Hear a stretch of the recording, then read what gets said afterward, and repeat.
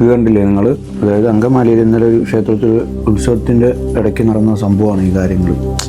അതായത് പിന്നെ കാട്ടി കിടക്കേണ്ട ജീവികളാണ്, അതിനെ ഈ ചൂട് സമയത്ത് വിളിച്ചിറക്കി കൊണ്ടുവന്ന് പിന്നെ എഴുന്നള്ളത്തെന്ന് പറയുന്നത് കൊണ്ടുവന്ന് ഇറക്കണതാണ്. കാണില്ലേ?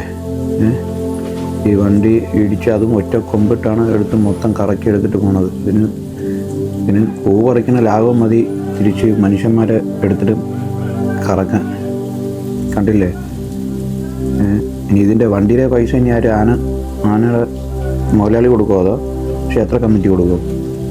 എന്നിട്ട് അതും ഇങ്ങനെ ഈ ഒരു ആനയെ എഴുന്നള്ളത്തിന് ഇറക്കുന്നത്. ഇനിയിപ്പോൾ elephant used car for sale എന്ന് പറയുന്നത് ഓൺലൈനിൽ ഇട്ടാൽ മതി. കാറ് കാണിച്ച്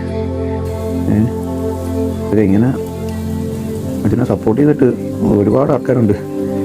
അവരെ വേണം പിന്നെ ആനപ്രേമികളെന്ന് പറയുന്നത് നടക്കുന്ന കുറേ ആൾക്കാരില്ലേ, അവരെ പിടിച്ച് കെട്ടിയിടണം.